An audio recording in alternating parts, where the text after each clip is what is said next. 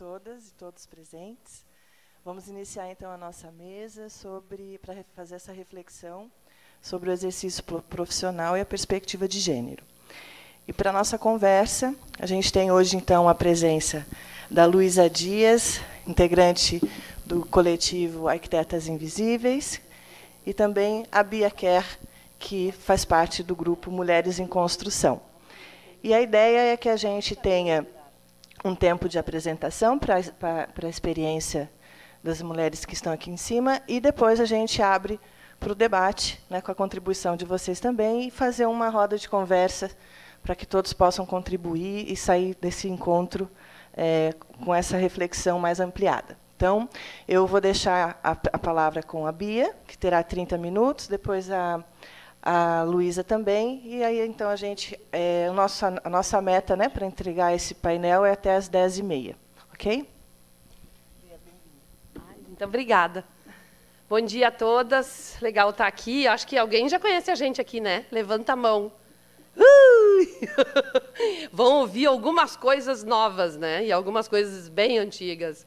Mas eu trouxe um videozinho que a gente, esse ano, teve na Índia, em janeiro, e foi levado para lá algumas imagens antigas. Vocês vão ver que tem alguns dados antigos, mas novos também. Então, eu queria passar, primeiro, o videozinho que fala do nosso trabalho, que resume também um pouco daquilo que eu vou falar. Porque 30 minutos, com certeza, né, gurias? A gente que é da obra sabe que 30 minutos é muito pouco. Então, como a gente não quer levar a manhã inteira, é o videozinho institucional.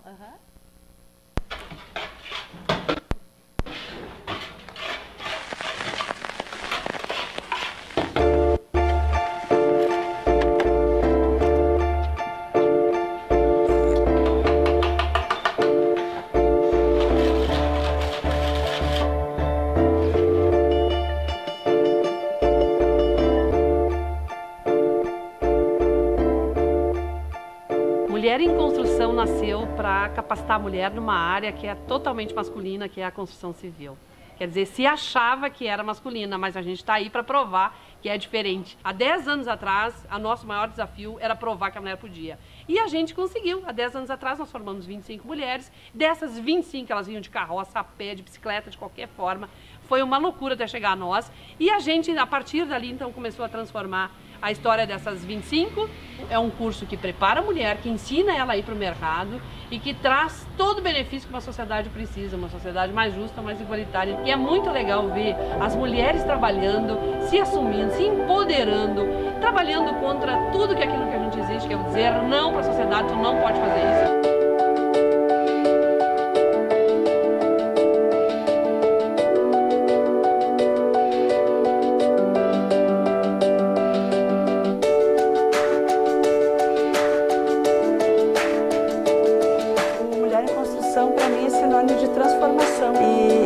Tem mulheres que vêm assim muito enfraquecidas psicologicamente, vêm debilitadas às vezes por uma situação financeira muito precária, ou às vezes com problemas, né, psicológicos, né, problemas com o marido. Quando elas saem daqui, elas saem mais fortalecidas, porque a gente trabalha essa mudança de perfil, que elas quererem, elas podem, né?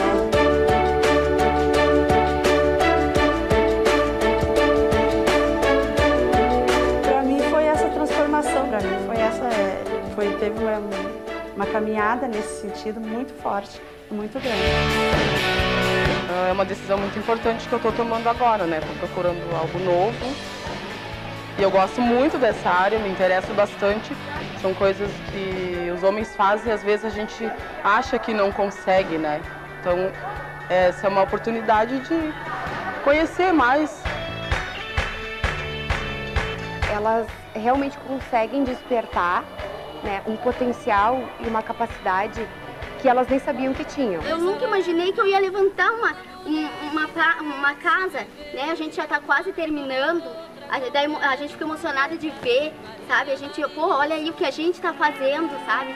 Então eu chego em casa pensando assim, a gente nem acredita, sabe?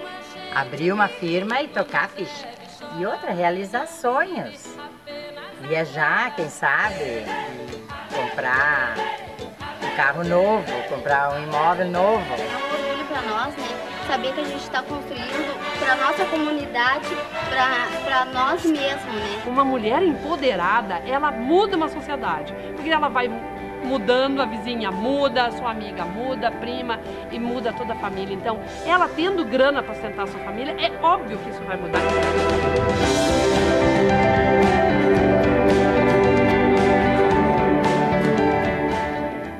Apresentação. Oi, gurias, vocês tiveram, assim, um pouquinho do que é a gente resumido, para a gente não falar muito, mas essa ideia veio em 2006, a partir de uma necessidade própria que eu tinha, de pequena, muito simples, da própria família, de não ter uma casa adequada. E tinha uma mãe muito forte, que tinha 7 filhos, e que estava, num determinado momento, sozinha, e que começou a fazer os próprios reparos, e começou a ensinar a gente. Foi assim que começou, uma ideia simples, que no futuro pegou uma ideia diferente. Por quê? Eu tive várias oportunidades, e descobri muita gente que não tinha entendimento no país. Eu tive oportunidades, mas havia problema de cor, preconceito em todo sentido, as mulheres. E quando eu fui trabalhar no serviço público, eu vi que não tinha demanda para mulheres, e era um sonho antigo. Como a gente tentou, e na época eu tentei muito aplicar, não foi possível, eu terminei saindo, porque realmente quem trabalha no serviço público e que não se adequa, tem que sair fora, senão fica doente, é o que estava acontecendo comigo. Eu resolvi, mais madura, e colocar essa ideia. E foi aí, então, que começou todo o processo, né? Mas eu posso ir mudando aqui. Deixa... Ai, obrigada. Para cá, né? Vamos lá. Bom, o que eu via? 2 milhões de profissionais da construção civil no Brasil, 236 mil, enfim. Isso é um dado antigo ainda, né? Está tudo mudando. O que impede as mulheres de participarem mais desse mercado? Falta de mão de obra tem em todos os sentidos. Sempre falta de mão de obra, né? Agora, período mais dificuldade, sempre tem, porque manutenção sempre é necessário. Por que não capacitar as mulheres para esse mercado? Aí começou a Mulher em Construção, aqui eu já expliquei, né? Nós não somos apenas uma formação. A gente, para entender o processo da mulher, nós usamos a construção civil como um mecanismo, a ferramenta de transformação. E aí começou a inclusão delas através de encontros, através de formação de rede, com psicólogas, com arquitetas, todo o envolvimento de gente que trabalha na área e que também trabalha a área social, comportamental, humana. Então, o sentimento de autoestima ele só se forma se ele tiver redundante, um assunto que trabalhe todos os problemas das mulheres, porque senão não adianta só fazer a formação, ela fica muito fraca, porque ela tem que ter um atendimento, ela tem que ter uma continuidade. Alguns dos nossos desafios, né? Opa, estou voltando aqui, deixa eu ver. Estou voltando lá, não vou entender. Ué, está voltando. Acho que eu estou fazendo uma coisa errada. Vamos ver aqui. Os nossos desafios, né? Então. Agora foi para cá. A taxa de desemprego sempre é maior, né? Em função dos homens, o dobro, enfim, das mulheres. Mais da metade das famílias brasileiras são chefiadas por mulheres, né? Quem é que vai trabalhar, quem é que vai fazer as coisas, trazer dinheiro para casa e arrumar para casa. A taxa de feminicídio absurda, a quinta mundial, enfim, todo mundo sabe essa miséria que as mulheres estão travando e estão trabalhando, né? A questão do feminicídio está absurdo. E até hoje, então, são mais de 5 mil mulheres atingidas até agora em 3 pilares. Primeiro, o desenvolvimento e treinamento, recrutamento e seleção e o monitoramento vivo. O desenvolvimento é muito prático. A gente criou um trabalho específico, uma metodologia própria a partir da nossa própria vivência, a partir do nosso conhecimento. O que a gente fez? A gente pegou gente que mais entendia, mas não tinha mão na massa. Depois, até transformar isso, até chegar arquitetos que realmente tivessem mão na massa, que é uma dificuldade, que são profissionais que estão mais habituados a aprender em sala de aula, que não têm a prática. Eu tive que me juntar com pedreiro, deu tudo errado, deu muita coisa errada, mas deu muita coisa certa, à medida que a gente foi localizando e formando um timão. Ou então, aos poucos, criamos uma metodologia, mas assim, na prática, aqui quem conhece o Vila Flores, aqui dentro nós levamos uma equipe, e aí a gente viu que com as mulheres funcionava diferente. As famílias, o encontro, a questão de trabalhar LGBT, a questão de trabalhar as prostitutas. Para nós vinham médicas, vinham enfermeiras, vinham jornalistas, vinha de tudo, aprender a reparar a parede. Naquele momento, nós tínhamos uma sociedade, toda todos viviam, independente da sua raça, da sua própria escolha de vida. Então, isso foi muito rico para nós. Até teve uma ex-vice-miss Mundo com a gente fazendo curso. Não tinha, para quem não dizer, que isso não é coisa de mulher, é coisa para todas. Então, ali no Vila Flores, a gente aprendeu, olha como é que era a Fátima lá, nossa vice-presidente, dando aula, que veio de uma comunidade, ela veio da Guajuviras, foi nossa aluna em 2008, hoje ela é instrutora e vice-presidente, porque até foi para a Índia, junto com o grupo, enfim. Então, a importância de ver o crescimento dessas mulheres para depois elas se tornarem multiplicadoras e transformar espaços como o do Vila Flores, espaços como que a gente está careca de ver aí pelo centro, que são aqueles espaços caindo, e que a gente podia consertar. E vocês sabem que isso muito tem de mulher. Tudo que a gente passa de transformação interior, ela vai para o exterior. Quando tu vê que aplicou o exterior, ele também começa a mudança pessoal. E assim se transforma num belo de um prédio, né, que é o Vila Flores, hoje, conceituado, quinto na cidade mais visitado. Foi até participou da Bienal de Veneza. Então, tudo a gente vê que realmente a gente pode fazer uma transformação. E o Vila Flores, e nós somos um exemplo disso, nós mulheres, todas nós. Enfim, o recrutamento e seleção está aqui, o mercado recorre até nós e a gente tem que correr, e correr com o mercado também, porque o mercado não nos entende. Então, é uma via absurda, a gente tem que ensinar os homens a nos receber dentro das obras. É uma briga, e vocês também devem ter, as arquitetas aqui devem saber como é que é, né? Tranquilamente. O monitoramento vivo, ele é feito através de uma formação continuada, que para nós é a maior dificuldade, porque a gente não tem, na realidade, uma geração de cursos, assim, esse ano vai ter vários, 10, 15 cursos. Não tem. A gente vive pedindo apoio aqui e ali, e aí é deles que a gente busca o sufoco para seguir. Aí as empresas querem ajudar, mas às vezes acham, não, agora, né, nós estamos num período bem delicado do país. Para nós está muito difícil mesmo, apesar de ter muitas obras, muito envolvimento, mas a mulher sempre é a última a ser chamada. Ainda para isso também. Então, o acompanhamento é feito em todos os níveis, né?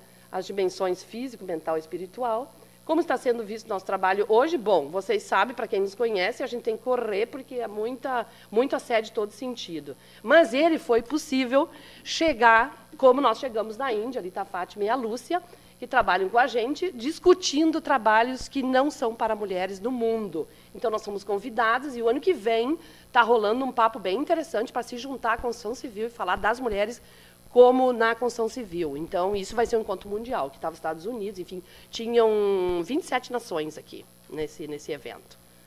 A Construsul, por exemplo, a gente chegava na Construsul, para a gente entrar na Construsul era uma loucura, né? Hoje, a gente já está lá na autoridade, o presidente foi lá e chamou nós para estarmos na frente. Então, isso causa um impacto diferente, né? O ano passado só tinha uma mulher, e esse ano fomos eu e a presidente do CREA, engenheira. Então, ela também estava lá atrás e eu fui lá puxar ela, porque ela não queria ir para frente, ela estava assim, meio tímida. Vocês veem como é que é a gente, né? Eu também fui direto para trás, mas quando ele chamou, eu corri para frente. E daí eu fui lá e peguei ela e botei ela do meu lado, porque nós temos que nos auxiliar, sim. Sempre, sempre, sempre, sempre nos puxando. Olha o bando de homem lá, tudo de paletó. E nós lá, vamos embora, né? Bom, isso tudo também levou a essa transformação. A gente venceu um edital ali do CAL, e a gente ensinou os homens e as mulheres lá da Cerâmica Anitta, em São Leopoldo, fazer locação de obra, e todos os homens, até pena que não botei aqui, mas tinha um bando de homem, tudo capacete cor-de-rosa, e ninguém questionou nada, e você sabe que é bem complicado, né? Foi uma vitória. Bom, apoio nacional e internacional, eu fui indicada para o Prêmio Cláudia em 2012, e a partir dali entrou uma instituição muito forte para nós, que foi a Humanity Foundation, que trabalha as questões das mulheres, de multiplicação dos processos de mulheres que possam, enfim, a crescer no país. E, então, eu sou mentorada pela Humanity Foundation, e a gente busca multiplicar esse trabalho, que é bem complicado. Mas, enfim, vamos embora. Depois entrou o Brasil Foundation. A Como Foundation é uma instituição que só cuida de mulheres, lá na Indonésia. Então, vocês pesquisem, porque a Como Foundation está ali. Tem muita instituição ajudando só mulheres. Isso é bacana para a gente ter o entendimento, né? A MRV Engenharia está aqui, que tem a MRV. É um processo que a gente ainda está trabalhando, porque há muito questionamento dentro de construtora. Vocês imaginam como é que é o trabalho?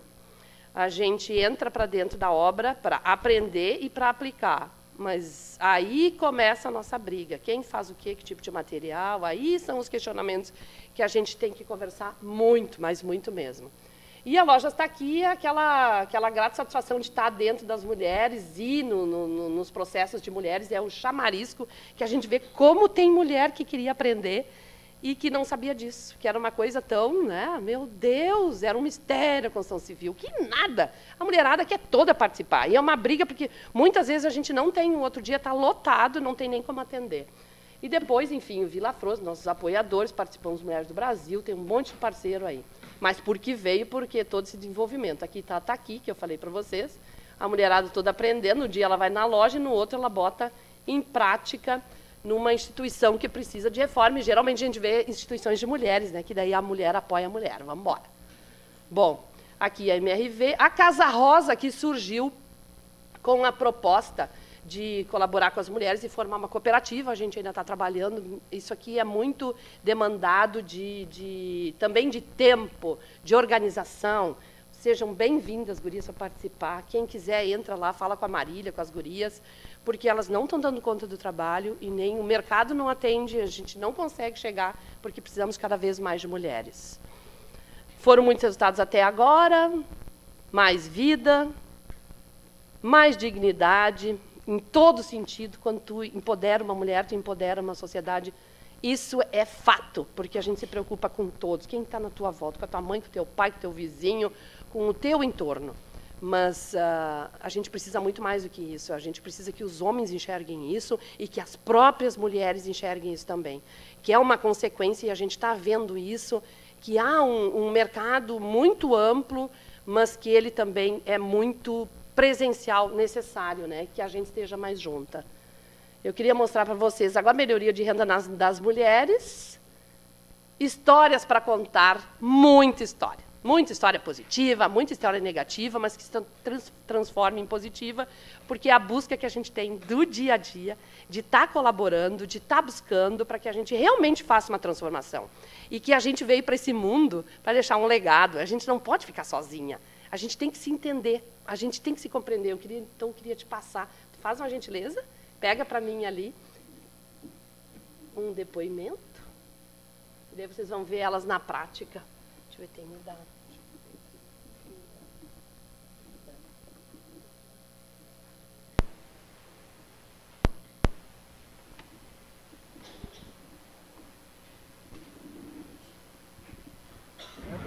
Então, eu resolvi fazer uma elétrica lá na casa de uma mulher, né? E resolvi tudo pelo WhatsApp. Chegando lá, eu levei meu cunhado junto para fazer a elétrica. E quando chegamos, quem atendeu foi o marido dela. E daí ele deu mais atenção para ele, porque ele é homem, e falando as coisas para ele. Meu cunhado falou para ele: não é com ele, não é, tu tem que tratar com ela. E ele olhou para mim, ignorou e continuou falando com ele. Até mesmo na hora de pagar, que seria para mim, pagou para o meu cunhado. Daí se resume nisso. Cada vez que eu chego com alguém com sexo masculino, que eu levo junto para trabalhar comigo, os caras dão mais atenção para eles do que para mim. Sendo que é eu que faço. Até teve uma questão que falaram assim: foi tu, meu, que pegou essa obra? Aí o cara falou: não, foi ela. Em relação à construção, quando eu trabalhava de guincheiro, eu escutava muitas coisas, tipo: porque a Dilma é presidente, tu acha que tu pode alguma coisa, lugar de mulher era no fogão, do tipo, além de eu ter que aturar minha mulher em casa, ter que aturar a mulher no canteiro de obra, vocês acham que pode tomar conta de tudo, essas coisas assim. Eu até procuro falar bastante, conversar com as pessoas a respeito disso, para elas tomarem cuidado também, né? E sobre o preconceito, eu enfrento e vou enfrentar, falar sem medo. Isso. Eu falo sem medo. E quero que todas as mulheres falem sem medo. É isso. É uma provocação no sentido de dizer que a gente tem esse problema dia a dia, né? Não que seja do dia a dia, mas com certeza a gente já passou por isso. E são em todas as profissões. Aquela coisa de chegar no mercado de trabalho e dizer: não, sempre se vincular aos homens, né? A gente sabe, em todos os cargos, a gente tem a gente já passou, ou alguma mulher já passou. E isso, na obra, é dia a dia. Então, é muito complicado. O que mais hoje nos impacta, e tudo, e trabalhando nas obras, nas grandes obras, a gente vê a diferença do trabalho da mulher, porque a mulher fez curso. O homem, muitas vezes, ele não fez curso. Então, eu sempre costumo dizer que o homem não nasce pedreiro. Ele faz o que ele quiser da vida, né? Assim são as mulheres também. Então, ele torna-se pedreiro pelo conhecimento. Como era um serviço que era muito mal visto, que era assim, não tenho mais o que fazer, vou fazer um bico, sempre tinha bico na construção civil, ele ficou estigmatizado, né? Então, hoje, até isso a gente ajuda, a gente vai nas obras e fala, que função linda, ser pedreiro. Então, o arquiteto, a arquiteta, o pedreiro, a engenheira, todos eles têm uma função especial nas obras, né? Eles é que constroem, então, por que a gente tem que denegrir tanto essa função?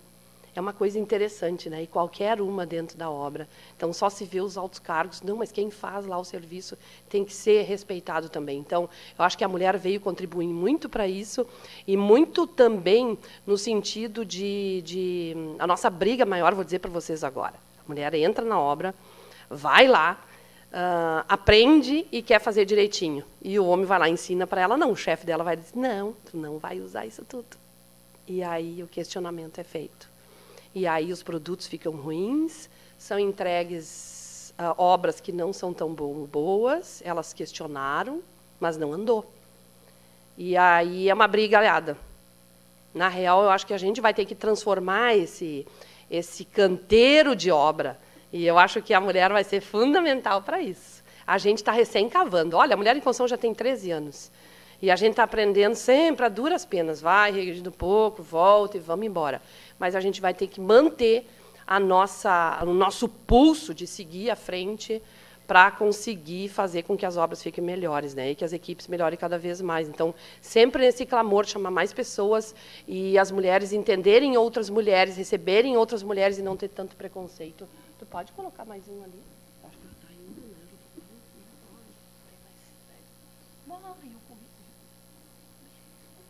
Eu corri. Eu tenho 28 anos, estou na construção há 10 anos já, mas vindas e vindas estou aí. Estou criando minhas 2 filhas à base da obra. E a minha maior história da construção civil foi quando eu fiz a Igreja das Dores, a restauração da Igreja das Dores. Foi aonde foi o meu melhor salário e foi aonde foi mais suado, aonde que eu subi a 15 metros de altura, aonde eu nunca tinha subido. Eu subi em telhado, mas não passava daquilo ali.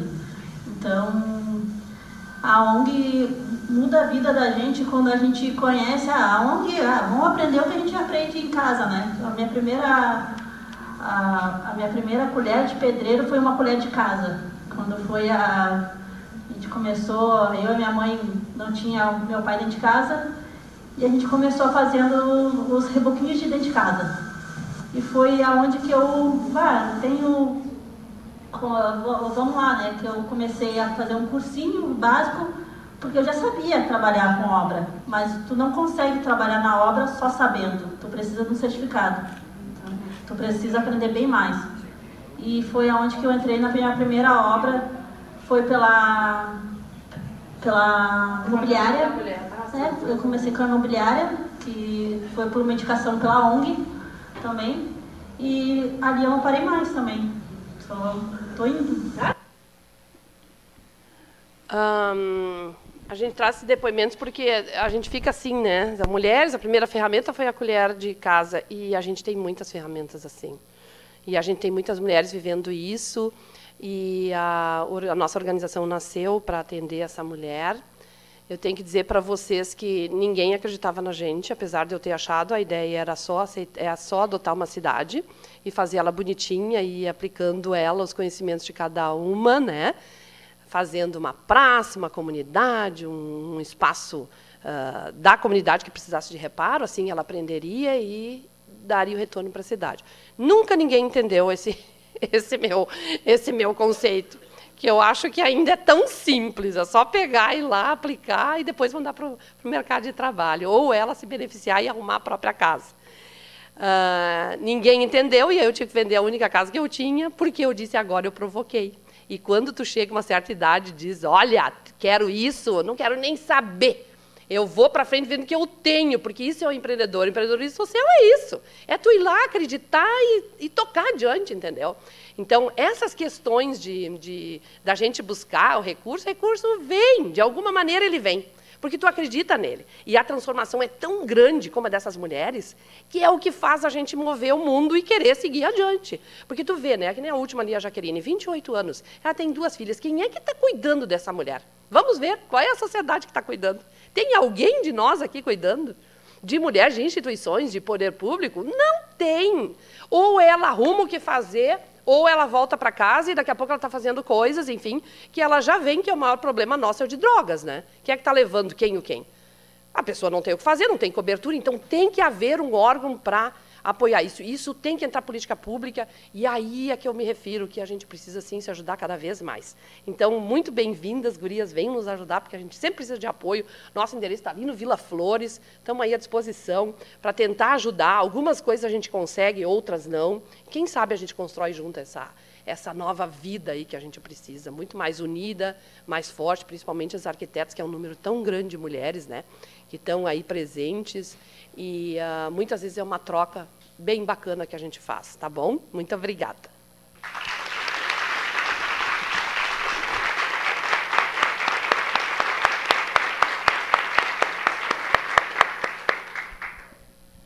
Uau, Bia, que história, muito inspirador e é importante fazer essa provocação, né?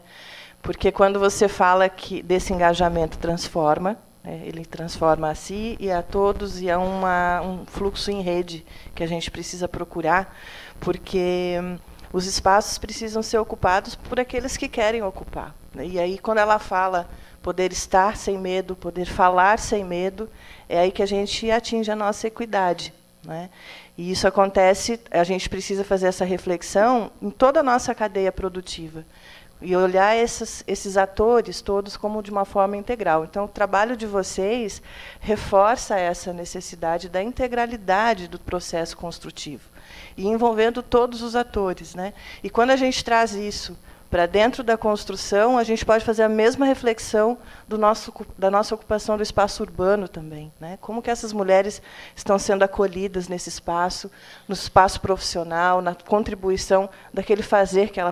Qualquer aprendizado, né, que ela desejar fazer, ela vai ter uma influência, vai conseguir fazer uma transformação. Então, o trabalho de vocês é muito inspirador, né? Reforço saio daqui inspirada para a gente levar essa provocação para outros estados, para que a gente consiga, e aí, falando como presidente do Conselho de Arquitetura de Santa Catarina, e institucionalmente representando o Conselho de Arquitetura, eu acho que a gente tem que fazer essa reflexão num papel institucional, porque a arquitetura não se faz sozinho, né? Nós precisamos de todos os atores, e a nossa rede precisa ser saudável e integrada, né? Então, acho que a gente tem um papel aí. Fico muito feliz vendo vocês no edital do CAL Rio Grande do Sul, né? E inspirando outros projetos para a gente poder contribuir também. Tá? Parabéns pela jornada. Só concluir aqui, dizer que o CAL daqui do Rio Grande do Sul tem uma preocupação grande com isso. Apesar de eu não ser arquiteta, me convidaram para participar do GT, sobre a questão de gênero, enfim, e a gente está se reunindo para mudar até esse conceito. Então, acho que foi muito importante o Tiago, presidente aqui, ele instituiu esse GT, e, a partir daí, é um homem pensando nas mulheres, né? E as mulheres preocupadas em perpetuar e ver o que a gente pode fazer. Então, acho que, aos poucos, vai se trabalhando para formar, quem sabe, uma política pública, não é? Estamos juntos nessa. Então, agora com a Luísa.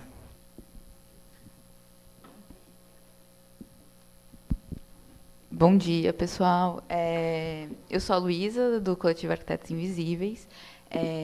Sou membro fundadora. É um privilégio conhecer mais a fundo o trabalho da ONG das Mulheres em Construção e da Bia, muito inspirador mesmo. E também é um privilégio estar do lado da Daniela também nessa mesa. Pode me passar do... O coletivo Arquitetos Invisíveis, ele foi nomeado a partir de uma fala de uma pesquisadora espanhola em gênero e arquitetura.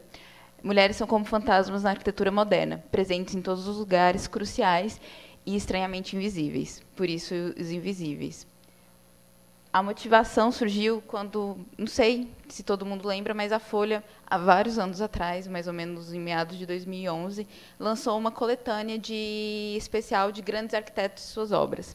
Dentro desses grandes arquitetos, 18 volumes, só tinha uma arquiteta, que é a Zaha Hadid. E aí a gente começou a se questionar. Será que a gente conseguia nomear 3 arquitetas conhecidas e reconhecidas internacionalmente? Por que faltava mulher ali? Sendo que na sala de aula, né, nessa época, todas nós estávamos na graduação, a gente via a maioria feminina. Eu entrei, eram 27 mulheres e 3 homens. Naquele ano, que foi o primeiro ano do CAL, eram 61% de profissionais no país inteiro mulheres, e os professores também eram maioria feminina. E a gente começou a questionar. A gente não conseguiu nomear 3. Nossos colegas também não conseguiram nomear 3. Muitos dos nossos professores não conseguiram nomear 3. Vocês aqui conseguem nomear 3?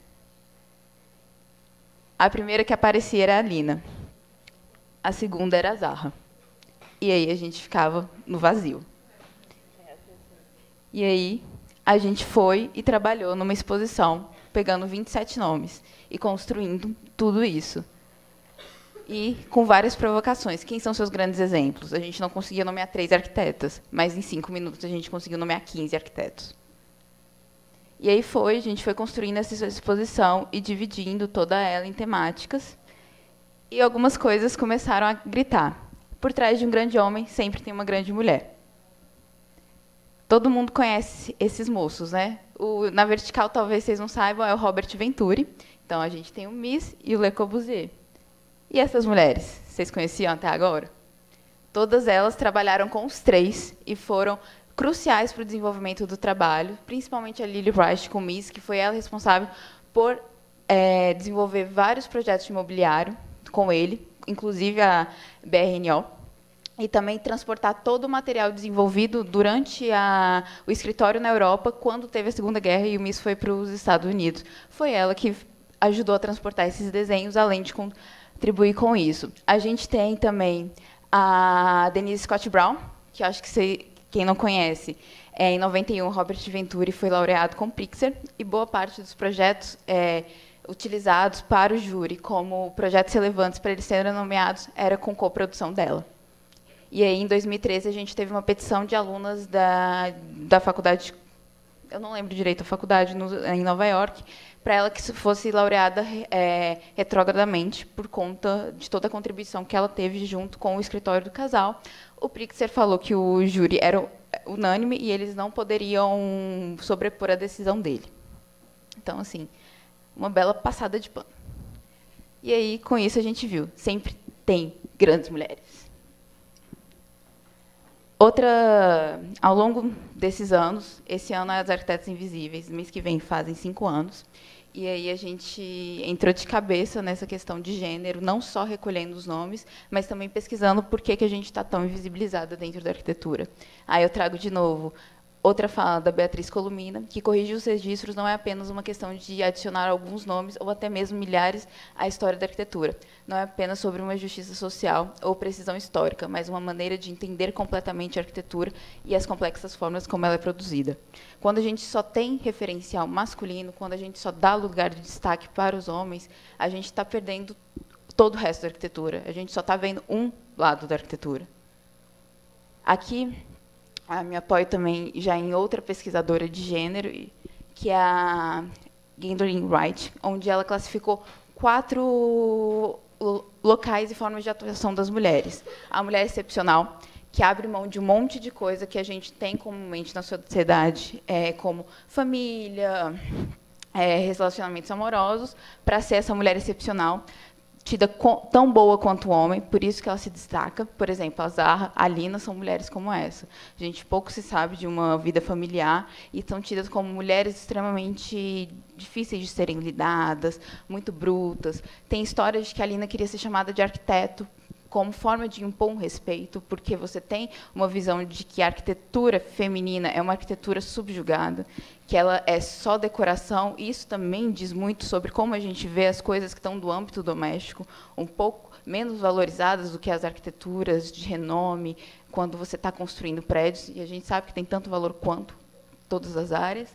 E aí a gente vem com a desenhista anônima, que está lá no dia a dia do escritório, fazendo ele acontecer, ajudando os desenhos a realmente serem construídos, porque a gente sabe que não é só a perspectiva ou o estilo incrível que faz uma obra ser executada, precisa de muito desenho, profissionais extremamente competentes, detalhamento para isso realmente ser executado. A gente tem a profissional adjunta, então a gente tem muitas mulheres que não são necessariamente arquitetas, que ajudam a construir a arquitetura.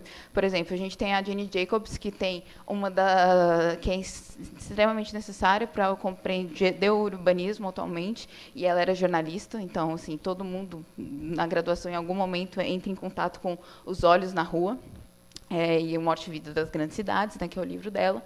E a gente tem as profissionais de reformas sociais. As mulheres estão acostumadas a trabalhar coletivamente. Então, por a gente estar sempre à margem da sociedade, a gente também está vivendo diariamente tudo que não foi pensado. Quando nós temos cidades pensadas exclusivamente por homens, essas cidades têm problemas para pessoas que não são homens vivenciá-las. Então, o percurso de uma mulher ele é radial, enquanto o do homem, majoritariamente, é pendular, do trabalho para casa, da casa para o trabalho. A mulher tem todas as outras obrigações de manter o lar. Comprar comida, se tem um filho, levar o filho na escola, levar alguém no médico. Isso não é um pêndulo. Então, a gente faz deslocamentos muito mais ramificados pela cidade, em horários, não necessariamente nos horários comerciais, né, de 8 e às 18, e a cidade não atende a gente. Eu sou de Brasília, e para você conseguir atravessar a cidade no sentido norte-sul, você leva mais ou menos uns 20 minutos, isso falando do plano piloto. Quando você vai tentar fazer o mesmo percurso, isso 16 quilômetros, leste-oeste, você leva os mesmos 20 minutos para atravessar 6 quilômetros, por conta de todo o formato. E, quando a gente fala de transporte público, esses números aumentam para horas. Aqui foi a nossa divisão que a gente fez na primeira exposição, da organização dessas mulheres. Então, a gente achou extremamente necessário a gente identificar as pioneiras e também as arquitetas nas sombras, porque sempre tem mulheres acompanhando esses grandes arquitetos. Então, é sempre importante enfatizar isso, e também para mostrar que a gente precisa se perguntar onde é que essas mulheres estão, por que elas estão ficando à sombra, o que eu posso fazer para elas estarem ao lado, para estar todo mundo no mesmo nível. E aqui a gente aumentou um pouco mais, né, esse número de mulheres, e, com o passar do tempo, a gente fez um especial só com mulheres negras, né, arquitetas negras. Aqui também há uns outros dados que eu gostaria de chamar a atenção. Só no Reino Unido, 63% das mulheres sofrem discriminação sexual ao longo da carreira profissional, e 61% das entrevistadas consideram que a indústria da construção não aceita a autoridade da mulher. Essa foi uma pesquisa feita pelo Architecture Review, em Londres, e esse número se repete semelhantemente em outras pesquisas em outros países que chegaram a fazer. E aqui a gente tem o Pritzker, né, que todo mundo sabe, o principal prêmio da arquitetura. E aí a gente tem as 3 presenças femininas. A primeira da Zaha em 2004, a segunda da Sejima em 2009, junto com o marido do Sam, e em 2017 a gente tem o coletivo espanhol, onde a Carmen Pien também foi laureada em conjunto. A única mulher laureada sozinha foi a Zaha, né?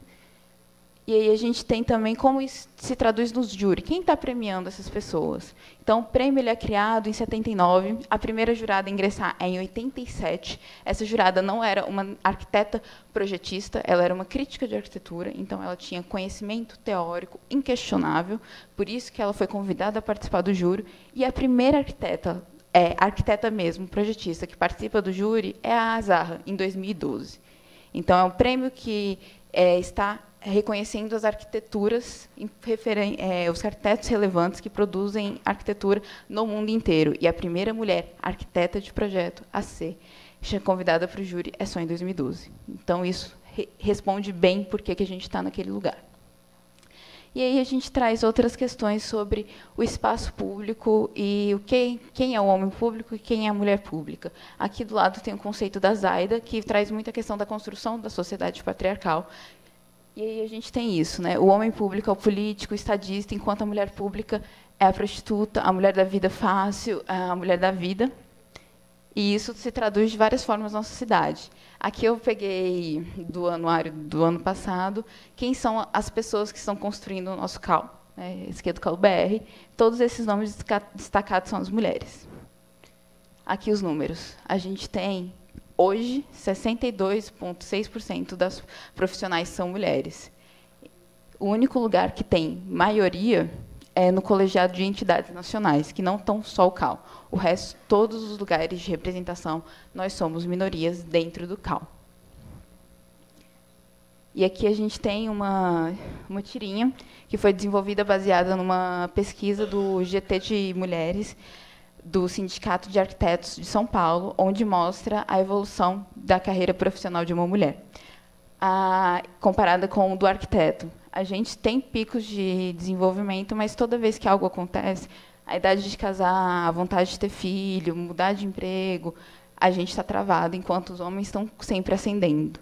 Eles têm sempre experiência, a gente sempre tem mais carga de trabalho e menos atenção para os empregadores. E aqui algumas falas que alguns dados interessantes, né? Uma pesquisa da Faculdade de Economia aqui do Rio Grande do Sul argumenta que 9,8% da desigualdade seriam implicados pela maior possibilidade de interrupção na carreira, tido como a maternidade. Então, os empregadores têm medo de contratar as mulheres por conta disso, isso é um dado real. Países com menor diferença na licença maternidade e paternidade reduzem suas diferenças salariais, enquanto os países com grande discrepância, hoje no Brasil, a licença paternidade é de 5 dias, enquanto a maternidade é de 4 meses, essas diferenças salariais chegam de 30% a 50%. As mulheres são donas de menos de 1% da terra de todo mundo. Então, a gente não está detectando os espaços de construção e nem de desenvolvimento. Aí aqui também é uma outra para saber onde a gente está presente, onde a gente é referência. Porque os homens são homenageados com nomes de ruas, avenidas, enquanto as mulheres ficam nas vielas, nas ruas privadas. É um pouco comum a gente ver mulheres sendo reconhecidas no espaço público, sempre no espaço privado. Isso se traduz de várias formas, até mesmo dentro da faculdade e na própria Bauhaus, onde todas as mulheres que entravam eram direcionadas a áreas da domesticidade. Tecelagem, desenvolvimento de itens de uso doméstico, enquanto para quebrar essa primeira barreira era extremamente difícil. Aí a gente traz uma coisa extremamente importante, que é a violência e a objetificação, que isso é constante desde a gente saiu na rua, a gente está vivendo isso, e também dentro da sala de aula, o que acaba prejudicando nossa própria formação e, consequentemente, nosso exercício profissional. Aqui são 2 mamilos, né, o feminino sempre censurado, enquanto o masculino não precisa ser. 1 em cada 3 brasileiros culpa a mulher em casos de estupro. Vítimas não se dão ao respeito, dizem 37% dos entrevistados. 42% dos homens acham que mulher que se dá ao respeito não é estuprada. 85% das mulheres do país temem violência sexual. Aí isso aqui só vai dar play. Oi.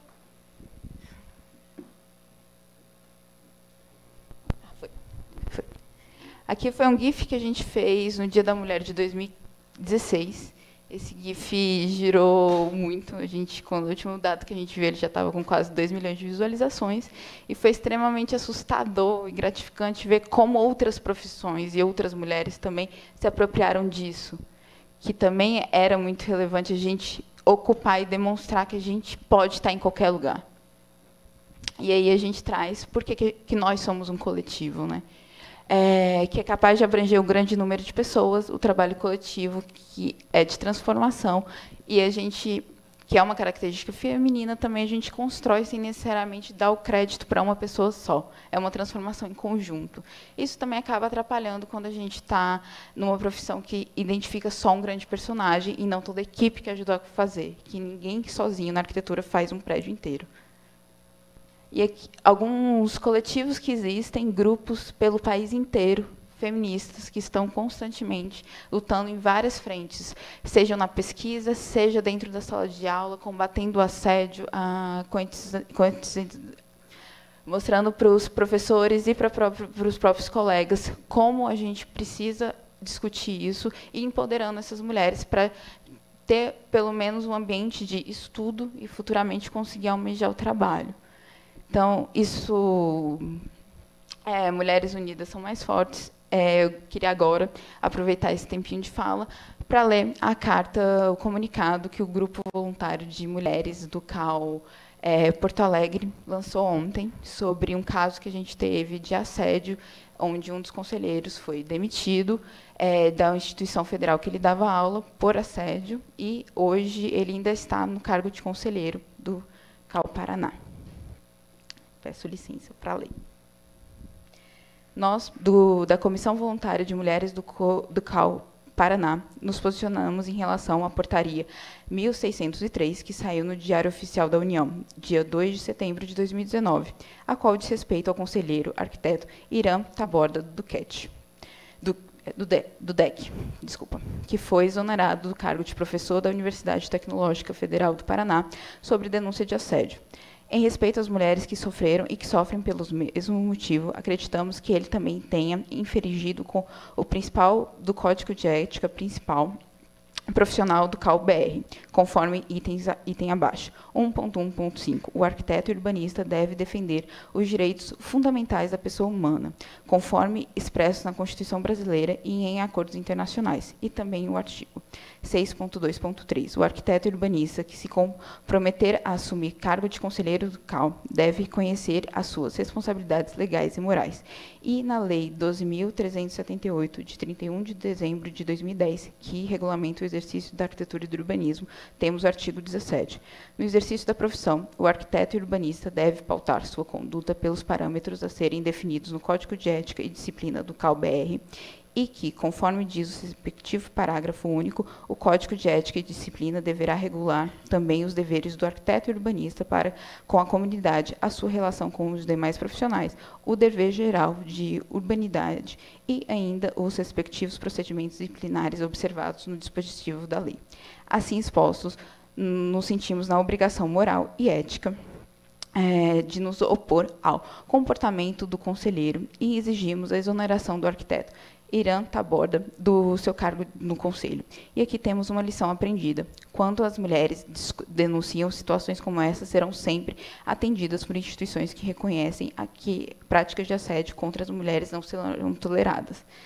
Agora, como representante do coletivo Arquitetas Invisíveis, eu também gostaria de reconhecer a força das meninas que denunciaram em 2017 o professor e que sofreram por 2 anos toda essa investigação, tanto elas quanto o professor foram investigados para a faculdade tomar, enfim, a decisão da demissão, e também enfatizar o trabalho das conselheiras do CAU, que esse ano conseguiram criar a Comissão de Gênero e Equidade. Eu tive o prazer e a oportunidade de estar na reunião e também estar, nesse ano, em Santa Catarina, para a abertura da primeira Câmara de Mulheres. Então, é extremamente importante a gente ocupar todos esses lugares, para que denúncias como essas não sejam levadas para debaixo do pano, para que a gente consiga ter vozes, porque só nós vamos lutar por nós. Se não tivessem essas mulheres no caos, isso não teria sido falado.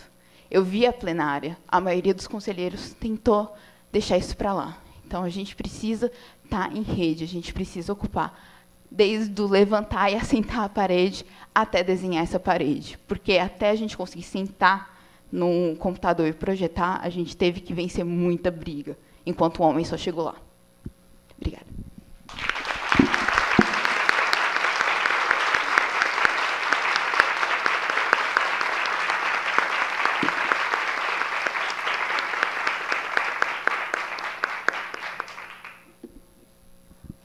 Obrigada, Luísa, por todas essas informações e provocar também essa dimensão que a gente precisa pensar, né? A nossa capacidade de compreender a nossa capacidade e também o estado da invisibilidade. Eu acho que esse debate sobre o nosso exercício profissional e trazendo a perspectiva de gênero, ela traz para nós os desafios que nós temos que, primeiro, perceber, né, que eles existem. Então, acho que a palestra da Luísa nos ajuda a verificar a realidade, né, porque muitas vezes a gente não percebe E é muito comum, quando a gente sai da palestra da Luísa, as pessoas saírem, puxa, mas eu não tinha noção que era desse tamanho a invisibilidade, né? Porque a gente acaba sempre tendo o nosso universo, e quando a gente vê que essa realidade é de todas e é histórica, ela nos faz tomar uma decisão em coletivo, homens e mulheres compreendendo isso. E aí eu faço a provocação: em que condição estão essas mulheres hoje? Arquitetas, as operárias, enfim, né? A preocupação que se tem é para onde que nós, qual a nossa capacidade de transformar essa realidade e nos sentir à vontade e com coragem de estar em qualquer lugar da arquitetura. Porque quando a gente tem os indicadores nos levando a uma construção de uma mudança no nosso perfil profissional, nós temos um fluxo hoje de 62,3% de mulheres no âmbito nacional, dos 108 mil profissionais que nós temos no Brasil, mas na faixa etária de 25 a 30 anos, que são as recém-formadas, nós já estamos com 79% mulheres. Então, num processo muito próximo, seremos quase 80% mulheres. A grande maioria mulheres. Então, o Conselho de Arquitetura fez uma reflexão sobre isso, né? Levantou, fez um artigo, investigou esses números, e começamos a provocar qual é a capacidade que nós vamos ter, em que condição estão essas mulheres para enfrentar esse futuro profissional de transformação. Né? Transformação da própria perspectiva de gênero, mas também da própria transformação do mundo. Né? Então, a pergunta que se faz e aí a gente começa, então, a entender quais são os eventos, os movimentos que a gente precisa fazer para encontrar essas mulheres, esses homens, os profissionais, para que todos nós possamos buscar juntos a equidade e sair dessa invisibilidade e enfrentar essa realidade da forma mais saudável possível, que todos se empoderem dessa condição. Né? Então, hoje, o Conselho de Arquitetura organiza-se numa estrutura.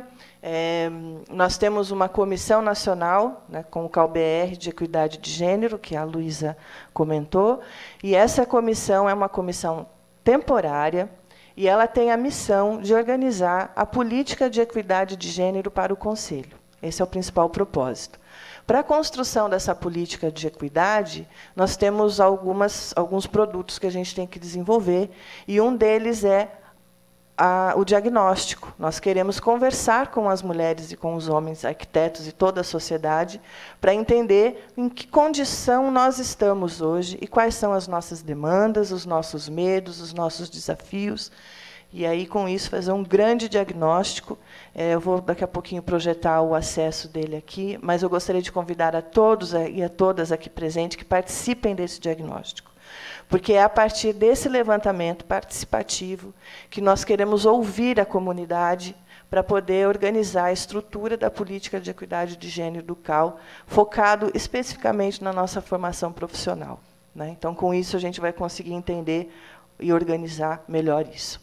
Um segundo ponto, que esse diagnóstico é online, né, está acessível até o final de novembro.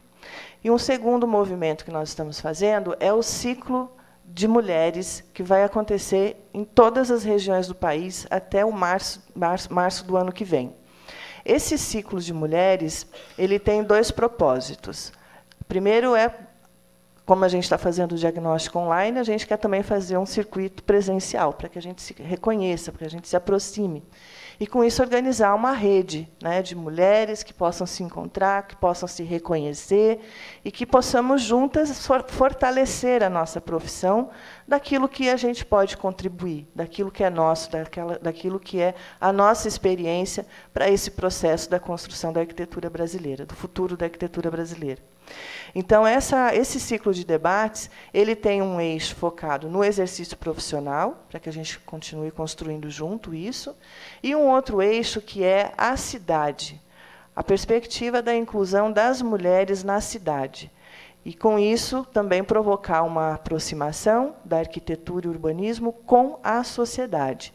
E aí fazer um enfrentamento, uma aproximação com todos os atores.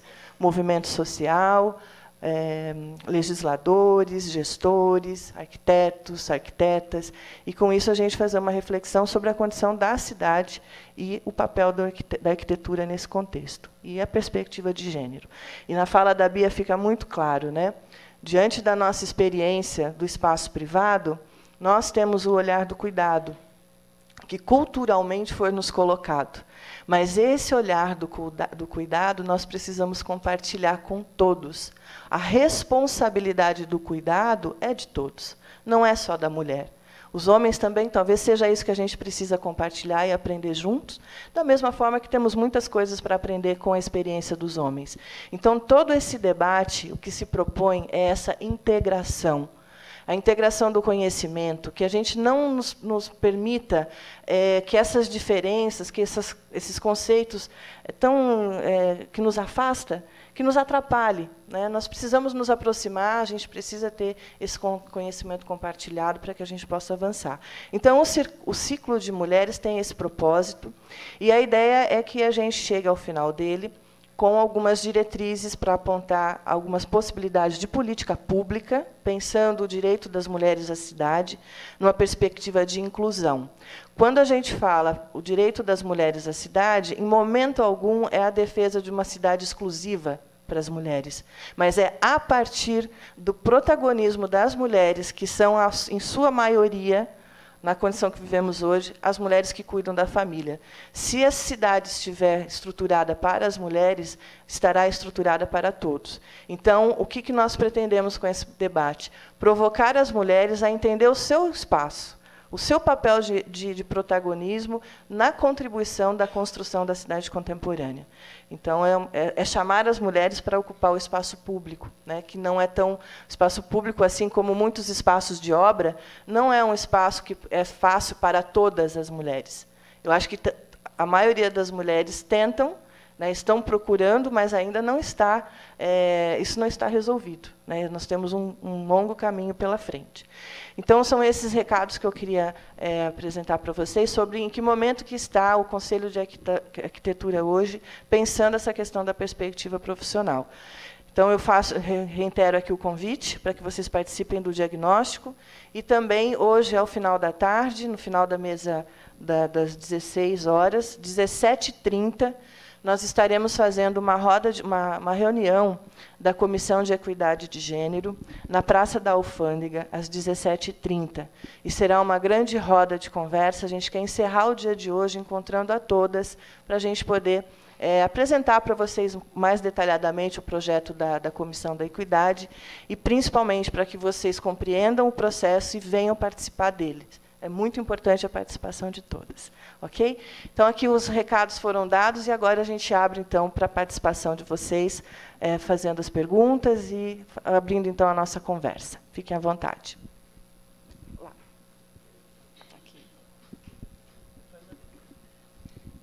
Olá, bom dia para todas. Eu só queria fazer um comentário, que na quarta-feira a gente teve aquela linda abertura, né, do evento do Congresso. Tocou a Orquestra Vila Lobos, dirigida por uma mulher, brilhantemente. Tá ligado? Foi dirigida por uma mulher, né, a orquestra, lindamente. E depois veio a abertura da conferência, né, e a mesa toda tinha uma única mulher, que era uma representante das estudantes, né. E, por minha surpresa, eu e minha amiga olhamos, mas não acredito que não tem nenhuma outra mulher presidente de CAL, FENEA e qualquer outra coisa ali. Não tinha nenhuma, porque era representante das estudantes ainda, não era nem dos altos cargos, né? Então, estava faltando ali. Então, isso eu queria só salientar, porque me chamou muita atenção e me deixou um pouco chocada.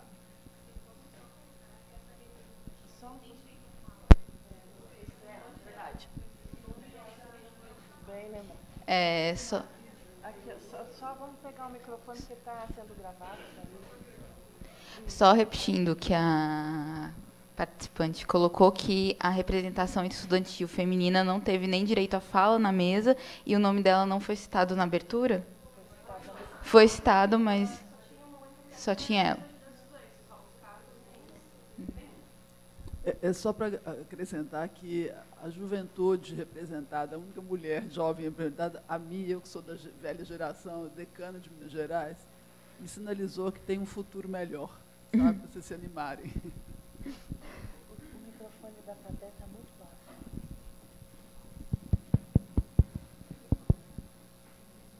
Lá em cima tem a pessoa.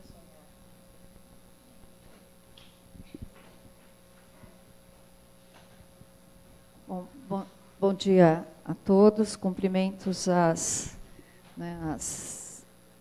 palestrantes aí, que alegria poder testemunhar, né, esse percurso tão bacana das duas colegas. Meu nome é Maria Amélia, eu sou arquiteta, professora universitária, e comecei a trabalhar com arquitetura em 1974, ainda como estudante, e pude vivenciar todas essas situações que vocês descreveram aí. Mas eu gostaria de dizer o seguinte: a palavra arquiteto vem do grego, que quer dizer mestre construtor. Então, é importante que nenhum de nós tenha dúvida quanto à nossa função. Então, nada mais adequado do que termos, né, essa presença cada vez mais significativa, mais qualificada das mulheres na construção civil em todas as situações.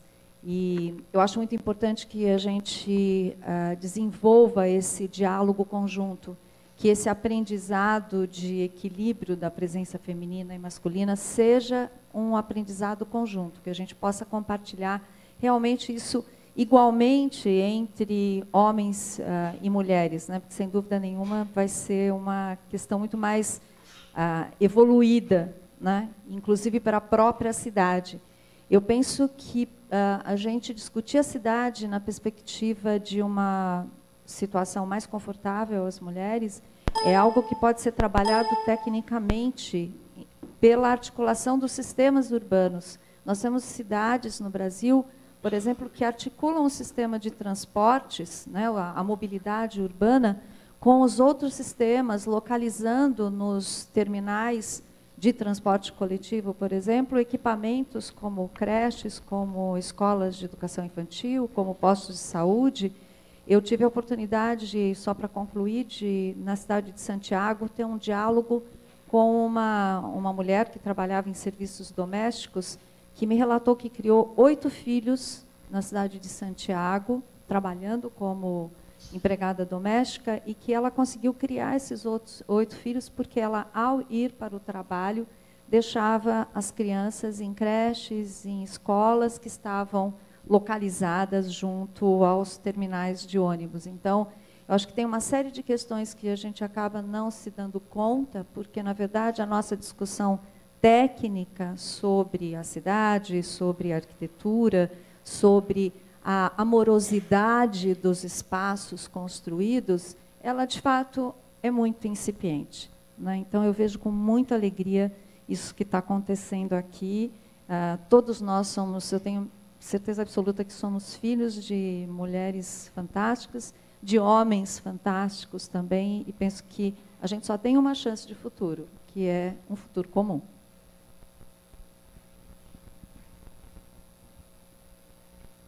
Bom dia. Oi? Bom dia.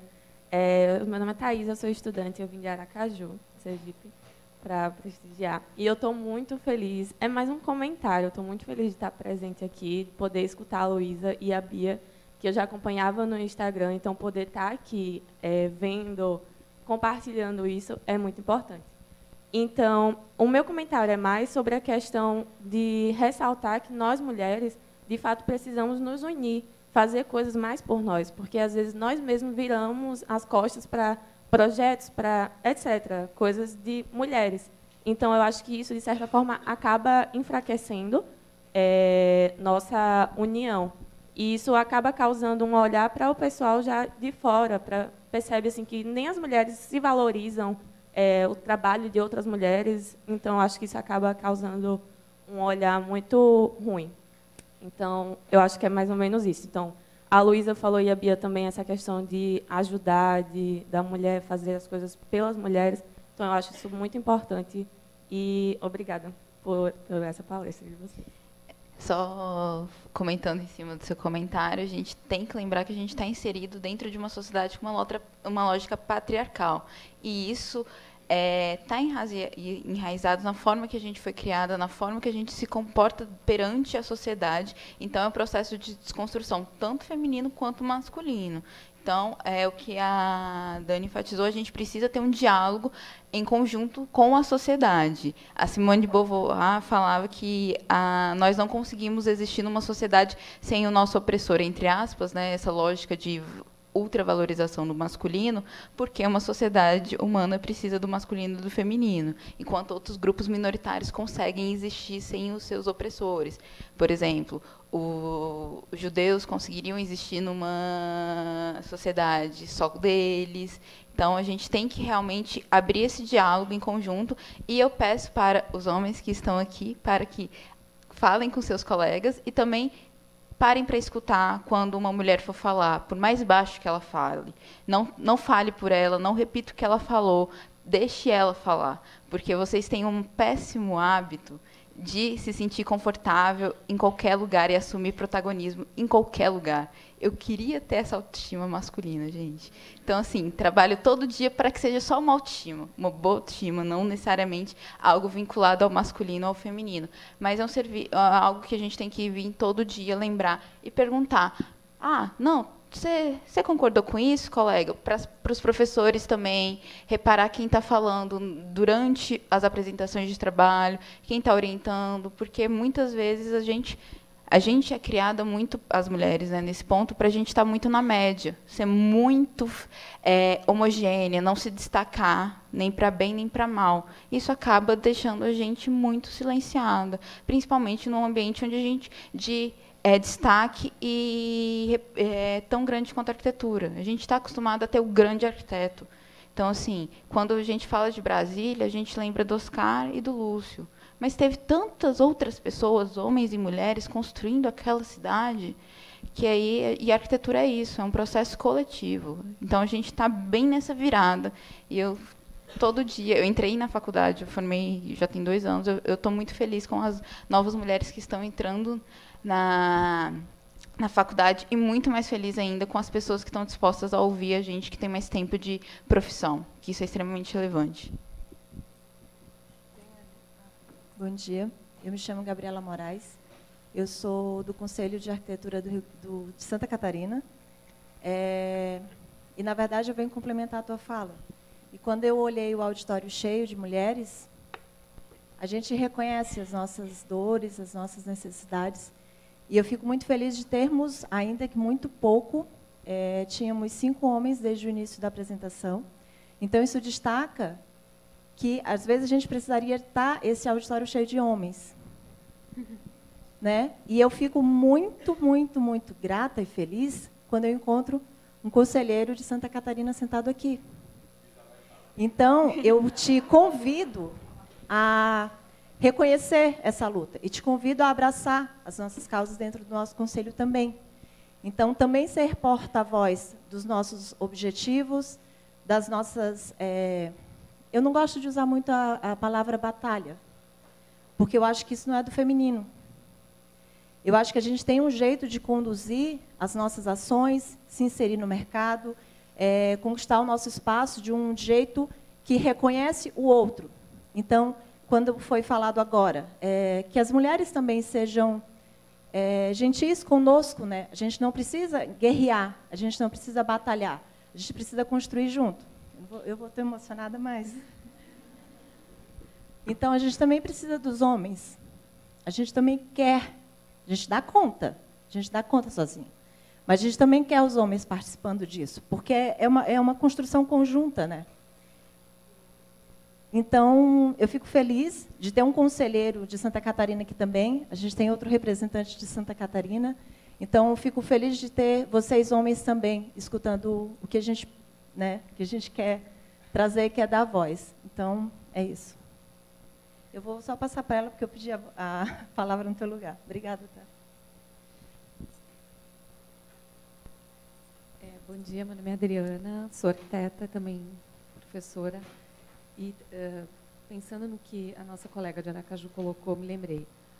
Sim, a gente precisa se unir, a gente tem que lembrar, em primeiro lugar, que a homenageada desse congresso é a Briane, a arquiteta Briane Bica. Então, se a gente ainda não conseguiu encher um palco de mulheres representantes conselheiras, a gente tem uma grande homenageada, e eu acho que essa é a construção que se está fazendo juntas, né? Então, logo depois da homenagem à Briane, houve aquela fala incrível da Hermínia, né? Uma senhora de 72 anos que acredita. Então, acho que é isso mesmo, assim, essa reinvenção, e sim, a gente precisa dos homens, mas a gente precisa de homens diferentes do que esses homens, né? Enfim, meu pai, meus irmãos.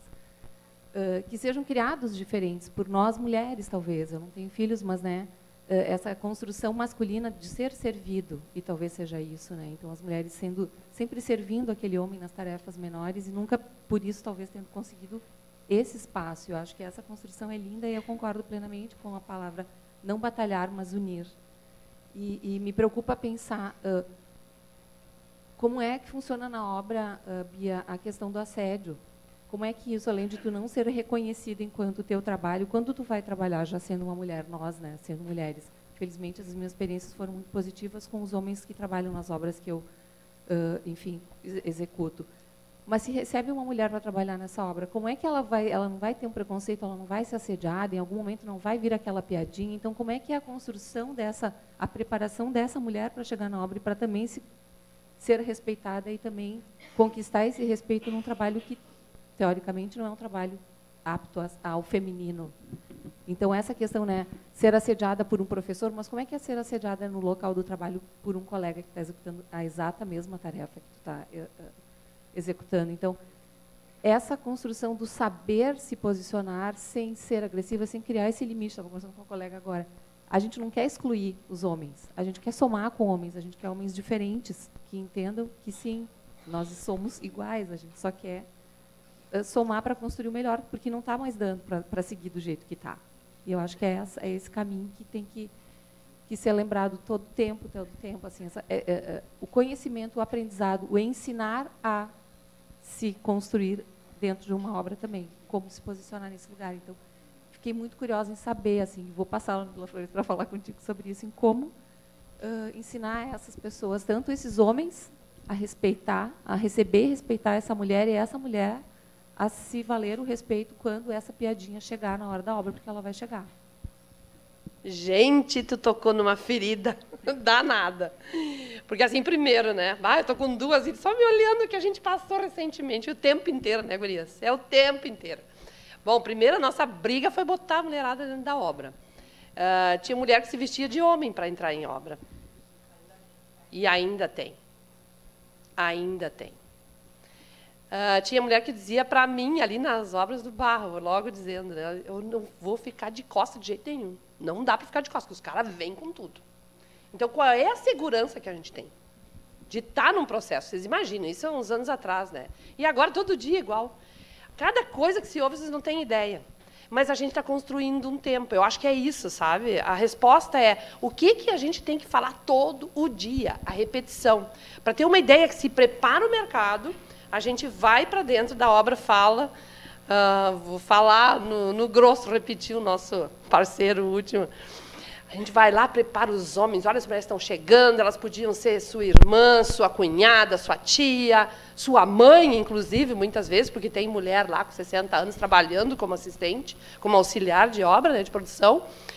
Mas aí a gente vai, prepara, fala, sensibiliza que essa mulher tem filha, tem que trabalhar, se faz todo um trabalho em cima para eles respeitarem, e daí, quando termina a palestra, quando termina a fala, que não é uma palestra, é uma explicação, e às vezes até bem viu em cima deles, bem forte, ele vai, termina a falatória, ele diz, olha, dá os seguintes avisos, e no final ele diz, olha, gente, vamos para o trabalho, final de semana, menos bebida e mais sexo.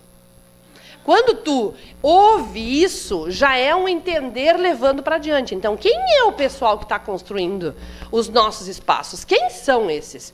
Quem está orientando e quem está trabalhando no processo? Então, a gente está trabalhando. Mas aí, eu adorei a palavra, não tem batalha, a gente tem que estar juntas. Nós temos que estar mais juntas. Juntas dos homens para entender que é um outro processo. Porque senão fica sendo aquele profissional de quinta categoria, que não está preparado para receber nem... A gente sabe que tem muitas obras boas, mas a maioria tem muito problema. Então, quem preparou esses homens, quem aceitou eles como mestres de obras, né, e que são as pessoas responsáveis. Então, na real, o que eu posso te dizer? É uma luta quase, não é inglória, porque a gente está mais de 5 mil mulheres já atendidas, né? Isso já é um número bem expressivo, apesar de ser muito pequeno. Mas é um dia a dia, é no dia a dia. A gente explica, podia ficar falando horas, a gente tem que ter a psicóloga, tem que ter uma equipe todo dia dizendo de comportamento, como é que tu vai ser. O maior medo deles é namoro. Olha, em tudo quanto é lugar tem namoro. Entre eles mesmo, também nas obras, a gente sabe. Então, não é uma mulher dentro da obra, não vai tirar trabalho de homem, pelo contrário, vai melhorar essa obra. Mas é o dia a dia, né? São as funções que a gente está galgando. Só também complementando, não existe assédio só na obra ou majoritariamente na obra.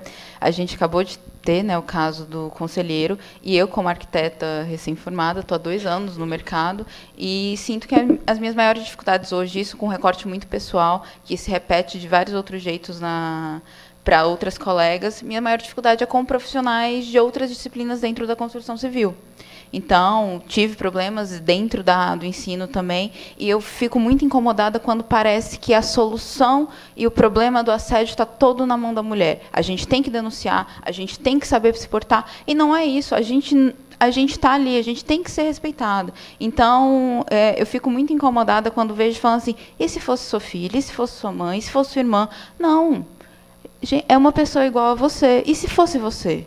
Sendo chamado insistentemente, sendo coagido a deixar de tocar durante uma orientação de trabalho, não sendo escutado quando eu peço para você atender um prazo. E se fosse você, você ia se sentir bem? Você iria se sentir um profissional respeitado? Ou então, quando as pessoas não te escutam porque você é homem ou mulher. Então, imagine se você estivesse numa sala onde você é o único representante de um determinado sexo biológico e você é silenciado só por isso. Então, é isso. Não é se fosse sua filha, se fosse sua mãe, se fosse sua mãe, se fosse sua irmã. É se fosse você. Você ia estar feliz com isso? E aí convidar os homens a começarem a discutir. E a conversar. Por que tem assédio? Por que tem essa necessidade? E coibir esse comportamento. Porque a gente sabe como é que é isso no recorte dentro da arquitetura, que não tem tanto tempo, porque eu saí da graduação assim. A gente está num curso extremamente libertário em relação a expressões sexuais e corporais. E a gente tem casos e casos e casos de assédios que ficam sendo silenciados.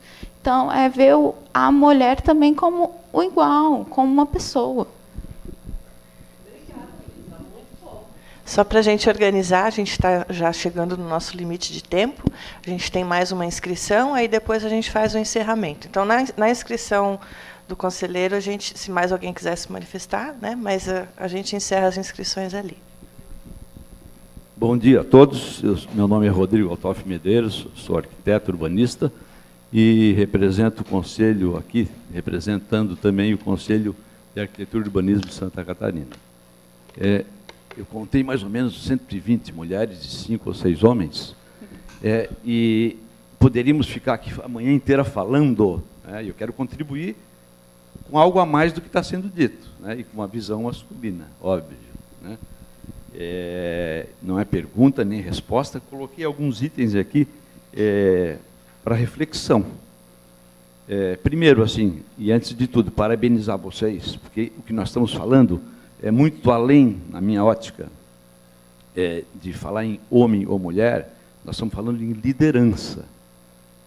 E poderíamos ficar aqui horas falando em antropologia. Eu tenho 60 anos e li muito na vida, fiz especialização, fiz mestrado. Então, e vou fazer a minha fala agora, baseada em muitas leituras que fiz na vida, sem querer chegar a alguma coisa conclusiva, não. Só colocar outros pontos, porque a luta de vocês não para, vai continuar, e vocês têm que pensar o seguinte: como é que pensam os homens? Como é que pensa a sociedade? Algumas coisas foi dito aqui, também queria dizer, nesse início de fala, que eu me dei na vida muito mais próximo e muito mais identificado com a minha mãe do que com meu pai. Minha mãe já faleceu, hoje me dou super bem com meu pai. Meu pai teve 3 mulheres, e a minha mãe ficou em casa, de cabeça erguida, criando e cuidando dos filhos. E eu tinha uma relação muito boa com ela. Quem manda na minha casa, isso aí eu acho que os homens que estão aqui hão de concordar, e é piadinha e é brincadeira, A última palavra lá em casa é a minha. É, sim, senhora. Isso aí é uma coisa comum. E por que é isso? E eu vou tentar ser objetivo, senão nós vamos ficar aqui horas falando em antropologia. Nós somos um ser animal. Quando, por força muscular, biológica, o homem saía para caçar e buscar alimento, a mulher ficava mais segura na caverna, cuidando dos filhos e fazendo o alimento. É por isso que brinca-se que mulher, em lugar da mulher é na cozinha. É antropológico, é natural e é biológico, e não é demérito. E lá na caverna, a mulher era assediada. Por quê? Porque o hormônio do homem faz isso. Eu citei aqui o exemplo, né? Um orgulho e respeito. Meu pai teve 3 mulheres, a minha mãe teve um homem só. E aí, a vida é assim, vamos ficar aqui discutindo isso? Mas ok. Tentando ainda também ser objetivo e colocando pontos para reflexão. Vocês sabiam que 89% dos homicídios no Brasil são contra homens? Tem que colocar isso na mesa para não misturar as estatísticas e tomar cuidado com o discurso, na minha ótica. Vocês sabiam que 75% dos moradores de rua são homens? Ontem à noite, o dia foi extenso, foi longo, e aí me chamou a atenção ontem à noite, no Jornal Nacional, 9 horas da noite, no Irã, ontem, um jogo de futebol foi permitido que 3.000 mulheres assistissem pela primeira vez um jogo um esporte, um jogo de futebol no Irã. Isso realmente me deixou chocado, tamanha assim a crueldade na sociedade do século XXI que a gente ainda vive. Nós estamos no paraíso no Brasil, gente. Nós estamos no paraíso.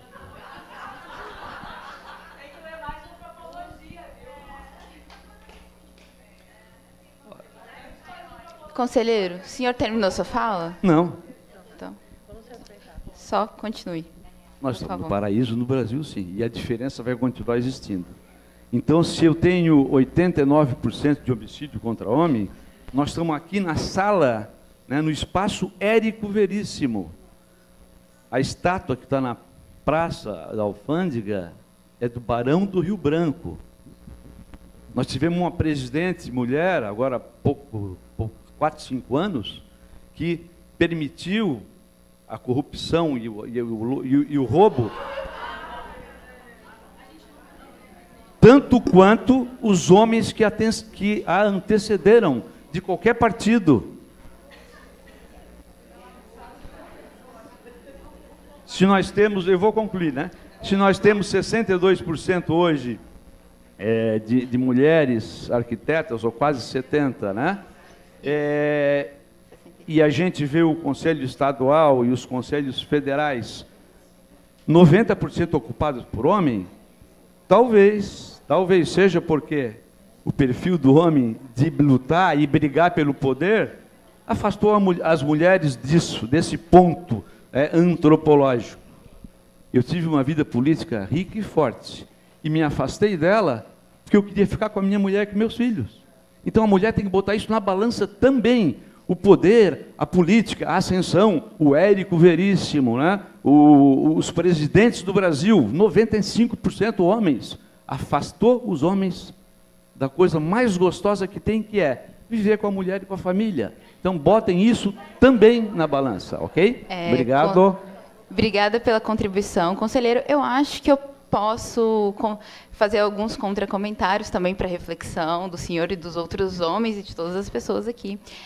Também estou lendo muito, né? Entrei no mestrado agora, estou acabando meu primeiro ano de mestrado dentro da arquitetura e gênero, que agora a gente está com força na academia, né? Com essa temática que é extremamente necessário, que a gente começa a ser valorizado quando a gente prova que a gente sabe muito, né? Muito.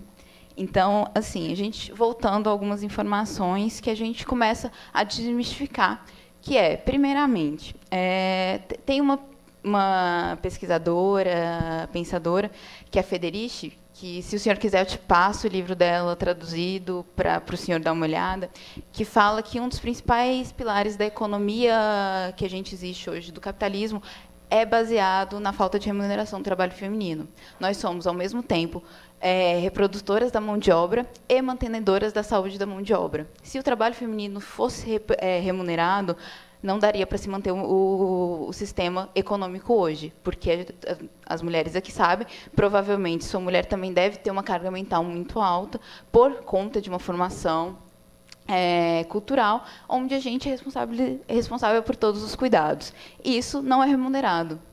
Ou então, tanto que a gente viu que quando teve a PEC das domésticas, houve uma transformação de como esse trabalho existia. Muitas famílias pararam de ter.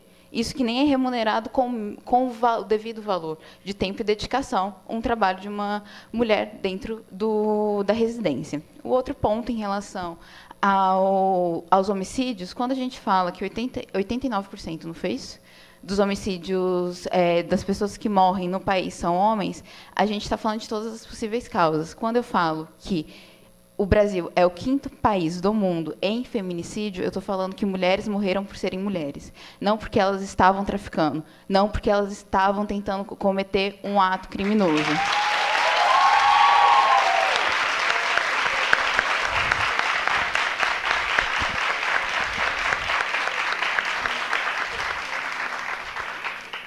Elas morreram porque muitas vezes falaram não para um outro homem, para o homem, não terminaram o relacionamento, não quiseram ter um ato sexual. Então, é uma violência exclusivamente do sexo feminino. Então, mulher está em perigo. Eu corro risco de ter uma violência só porque eu sou mulher. Então, assim, isso é muito, muito assustador, é muito preocupante, principalmente quando a gente sai de dentro de casa. É assustador aí até mesmo dentro de casa, que a gente tem várias estatísticas mostrando que os principais tipos de violência sexual são cometidos por pessoas próximas da família, quando a gente está falando de crianças e adolescentes. Então, o outro ponto que eu tenho para falar também é, se é uma questão tão hormonal, quantas vezes vocês, homens, foram assediados por outros homens? Porque a gente sabe que existem homossexuais, homens que gostam de homens. Quantas vezes vocês foram assediados durante toda a sua vida por homens? Peço para todas as mulheres aqui, quantas vezes vocês foram... Quais de vocês foram assediadas no último mês?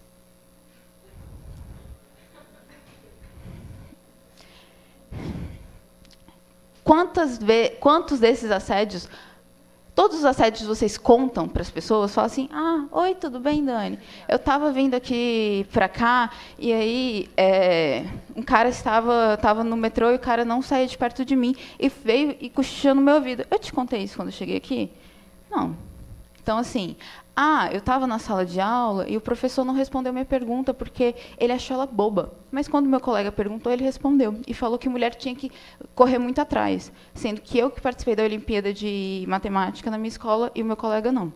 Então, assim, é esse tipo de violência que está muito naturalizada que a gente tem que começar a questionar. E aí é um exercício de questionar tudo mesmo. Então, assim, questionar por que os homens estão morrendo tanto? Por que você... De forma geral, homens morrem. Então, estão vinculados muito com a violência. Por que as mulheres não são tão violentas? Então, assim, é esse questionamento. E isso não tira o nosso medo. Por isso que a gente traz o Brasil como 5º país em estatísticas de feminicídio. A gente, em Brasília, está com um novo... esse último mês era um novo toda semana. Então, uma moça... O último foi uma moça que estava indo para o trabalho... Ela tinha que chegar na hora, aí tinha um transporte pirata, ela nunca voltou para casa, nunca chegou no trabalho, porque ela foi estuprada e assassinada. Porque não tinha transporte público até onde ela morava. O ônibus atrasou, ela teve que pegar um pirata para conseguir trabalhar. Então, assim, isso é um caso dentro de um mar de outros. Então, assim, só para fazer esse contra-comentário, para a gente refletir junto.